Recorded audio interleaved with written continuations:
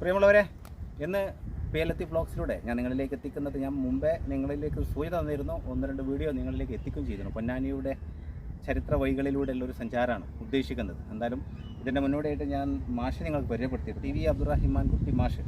അപ്പോൾ മാഷുമായിട്ടുള്ള അഭിമുഖ സംഭാഷണമൊക്കെ കഴിഞ്ഞു. അതിനുശേഷം ഇനി നിങ്ങളിലേക്ക് എത്തിക്കാൻ പോകുന്ന അന്ന് ഞാൻ നിങ്ങൾക്ക് തന്ന സൂചന പോലെ ചരിത്ര നഗരിയിലൂടെ ചരിത്രകാരനുമായിട്ടുള്ളൊരു സഞ്ചാരമാണ്. അപ്പോൾ നമ്മൾ കാണാൻ പോകുന്നത് എന്തൊക്കെയാണ് മാഷ്? നമുക്ക് ഇന്ന് പ്രേക്ഷകരിലേക്ക് എത്തിക്കാൻ പറ്റുന്ന കാഴ്ചകൾ എന്തൊക്കെയായിരിക്കും? പ്രധാനമായിട്ടും പൊന്നാനിയുടെ ആദ്യത്തെ പള്ളിയായ തോട്ടുങ്ങൽ പള്ളി അതിന്റെ മുന്നോടിയായിട്ട് അതിന്റെ സമീപമുള്ള ഭാരതപ്പുഴയുടെ ഒരു ഹ്രസ്വ ചരിത്രം. തുടർന്ന് പൊന്നാനിയുടെ പൗരാണിക പള്ളിയായ തിരുവത്തുപള്ളി. ഓക്കെ. പിന്നെ മറ്റൊന്ന് കേരളത്തിലെ തന്നെ ചരിത്ര പ്രസിദ്ധമായ പൊന്നാനി വലിയ ജുമായത്ത് പള്ളി. ഈ 3 പള്ളികളാണ് പുണ്യത്തിൻ്റെ പൂക്കാലമായ റംസാൻ മാസത്തിൽ നമ്മളിവിടെ ചർച്ച ചെയ്യപ്പെടാൻ വേണ്ടി പോകുന്നത്. അതിൻ്റെ തുടക്കമാണ് ഇപ്പോൾ ചരിത്രത്തിൻ്റെ ഭൂമികയായ, ചരിത്രത്തിൻ്റെ അക്ഷയഖനിയായ പൊന്നാനിയുടെ പ്രദേശത്തിൻ്റെ തന്നെ സർവേ നമ്പർ ആരംഭിക്കുന്ന ദേശമായ പൊന്നാനി തോട്ടുങ്ങൽ പള്ളി പരിസരത്ത് നിന്ന് ആരംഭിക്കുന്നത്. അപ്പോൾ നമ്മൾ ഫസ്റ്റ് ചെയ്യുന്നത് ഈ ഭാരതപ്പുഴ അവസാനിക്കുന്ന ഇവിടുത്തെ കാഴ്ചയാണ് നമ്മൾ ആദ്യത്തിൽ. അത് കഴിഞ്ഞിട്ടല്ലേ നമ്മൾ തോട്ടുങ്ങൽ പള്ളിയിലേക്ക് പോകുന്നത്. ഓക്കെ. അപ്പോൾ പ്രിയ പ്രേക്ഷകർ തയ്യാറായിക്കൂടാ. അപ്പോൾ നമുക്ക് നെക്സ്റ്റ് അതിൻ്റെ കാര്യത്തിലേക്ക് പോകാം. ഓക്കെ. കേരളത്തിലെ നീളത്തിൽ 2ാമത്തെ പുഴയായ ഭാരതപ്പുഴയുടെ തീരത്താണ് ഇപ്പോൾ നമ്മളുള്ളത്. ഈ ഭാരതപ്പുഴ ഉത്ഭവിക്കുന്നത് തമിഴ്നാട്ടിലെ തിരുമൂർത്തി മലയിടുക്കുകളിൽ നിന്നാണ്. അവിടെ നിന്ന് ഉത്ഭവിച്ച് കേരളത്തിലേക്ക് പ്രവേശിച്ച്, പാലക്കാട് ജില്ലയിൽ കേരളത്തിലേക്ക് പ്രവേശിച്ച് അതിൻ്റെ കഴിവടികളെല്ലാം ചേർന്നുകൊണ്ട് ഈ പുഴ അവസാനിക്കുന്നത് പൊന്നാനിയിലാണ്. പൊന്നാനി അറബിക്കടലിൽ സംഗമിക്കുന്നതോടുകൂടി ഭാരതപ്പുഴയുടെ ആ പ്രവാഹം അവസാനിക്കുന്നു. ഒരുപാട് ചരിത്ര സംഭവങ്ങൾക്കും സാഹിത്യപരമായ ഒരുപാട് ഇടപെടലുകൾക്കും ഭൂമികയായ പ്രദേശമാണ് ഭാരതപ്പുഴയുടെ തീരപ്രദേശം. മലയാളത്തിൻ്റെ സുഹൃതമായ MT വാസുദേവൻ നായർ, അതേ പ്രകാരം തന്നെ നമ്മുടെ കുഞ്ചൻ നമ്പ്യാർ തുടങ്ങി ഒരുപാട് സാഹിത്യ പ്രതിഭകൾ വളർന്നു വന്നത് ഈ പുഴയുടെ തീരത്താണ്.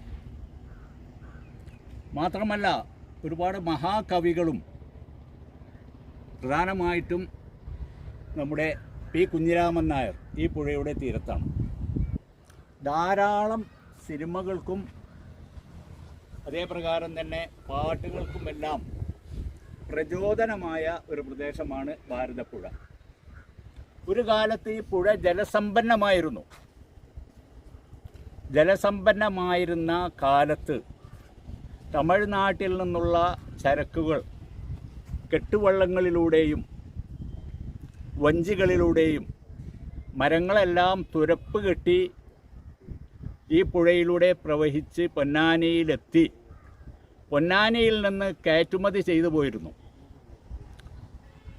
മാമാങ്ക ചരിത്രവുമായി ഏറ്റവും പ്രധാനപ്പെട്ട ഷാഹ് ബന്ദർ കോയ, മാമാങ്ക ചരിത്രത്തിൽ ഏറ്റവും പ്രധാനപ്പെട്ട സാമൂതിരിയുടെ പാർശ്വഭാഗത്ത് നിന്നിരുന്ന ഷാഹ് ബന്ദർ കോയ മാമാങ്ക മഹോത്സവം പിടിച്ചെടുക്കാൻ വള്ളുവനാട് രാജാവുമായി പടപൊരുതിയപ്പോൾ കോഴിക്കോട് നിന്ന് സൈന്യങ്ങളുമായി വന്ന് ഈ പുഴയിലൂടെ തിരുനാവായിലെത്തുകയും അങ്ങനെ സാമൂതിരി സൈന്യത്തെ സംരക്ഷിക്കുകയും അതുമൂലം സാമൂതിരിക്ക് മാമാങ്ക മഹോത്സവത്തിൻ്റെ ആ പൂർണ്ണ നേതൃത്വം ലഭിക്കുവാൻ സാധിക്കുകയും ചെയ്തു. അതിനെല്ലാം തന്നെ കാരണഭൂതമായ പുഴയാണ് ഇത്. മാത്രമല്ല ഒരു കാലത്ത്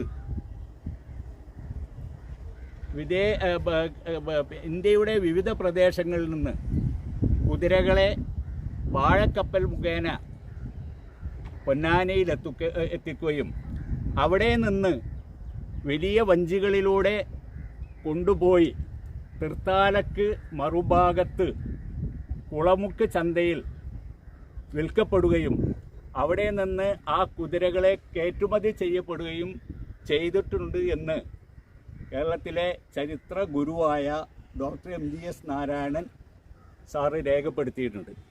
അങ്ങനെ പല ചരിത്ര സംഭവങ്ങൾക്കും സാക്ഷിയായ പുഴയാണ് ഇത്.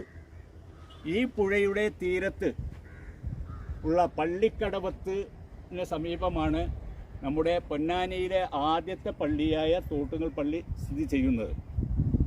ഒരു കാലത്ത് ഈ കടവ് ദൈനംദിനം ആയിരക്കണക്കിന് യാത്രക്കാർ സഞ്ചരിച്ചിരുന്ന കടവായിരുന്നു ഈ പള്ളിക്കടവ്.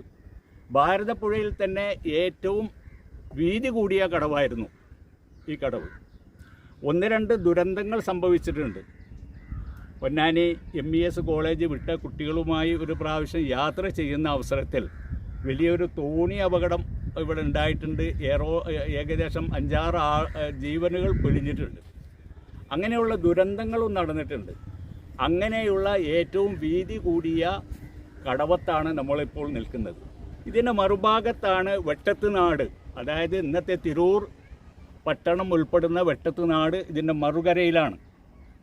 ഈ വെട്ടത്തുനാട് ഒരു കാലത്ത് വളരെ സാംസ്കാരിക ഭൂമികയായിരുന്നു. നമ്മുടെ ഭാരതപ്പുഴയുടെ വടക്കേ കര മുതൽ പൂരപ്പുഴ വരെയായിരുന്നു ആ വെട്ടത്തുനാടിൻ്റെ അതിരുകൾ. തിരൂര്, താനൂര് തുടങ്ങിയ പ്രദേശങ്ങളൊക്കെ ആ വെട്ടത്തുനാട്ടിലായിരുന്നു. പിന്നെ കഥകളിയുടെ ഏറ്റവും പ്രധാനപ്പെട്ട ഒരു വിഭാഗം രൂപപ്പെട്ട് തന്നെ വെട്ടത്ത് രാജയുടെ നിർദ്ദേശപ്രകാരമാണെന്ന് ചരിത്രം രേഖപ്പെടുത്തിയിട്ടുണ്ട്.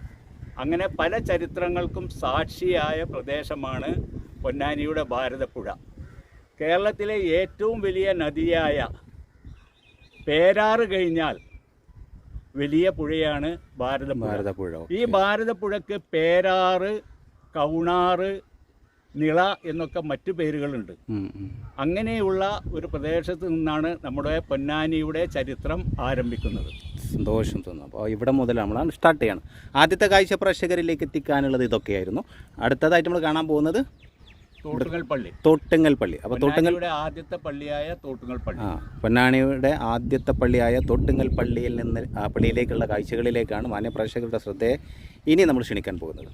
ഓക്കെ, പ്രിയമുള്ളവരെ, പൊന്നാനിയുടെ ഹൃദയം തൊട്ടറിഞ്ഞ ചരിത്രകാരൻ PV അബ്ദുറഹ്മാൻ കുട്ടി മാഷുമായി ബന്ധപ്പെട്ട് പൊന്നാനിയുടെ ചരിത്ര വഴികളിലൂടെയുള്ള സഞ്ചാരം എന്ന ഈ എപ്പിസോഡിന്റെ ഫസ്റ്റ് ഭാഗം ഇവിടെ ഞാൻ അവസാനിപ്പിക്കുകയാണ്. അടുത്ത പാട്ടിലൂടെ തോട്ടുങ്ങൽ പള്ളിയുമായി ബന്ധപ്പെട്ട വിശാലമായ കാഴ്ചകളിലേക്കാണ് നമ്മൾ പോകാനുള്ളത്. അതുകൊണ്ട് തന്നെ ഇത്തരം വാർത്തകൾ കൂടുതൽ കാണാൻ ആഗ്രഹിക്കുന്നവരാണ് നിങ്ങളെങ്കിൽ ഈ ചാനൽ സബ്സ്ക്രൈബ് ചെയ്ത് വെക്കാനും ഈ വീഡിയോ നിങ്ങൾക്ക് ഇഷ്ടമായാൽ ലൈക്ക് ചെയ്യാനും ഷെയർ ചെയ്യാനും മറന്നു പോകരുത് എന്ന് ഓർമ്മപ്പെടുത്തിക്കൊണ്ട് thanks for watching. Jai Hind.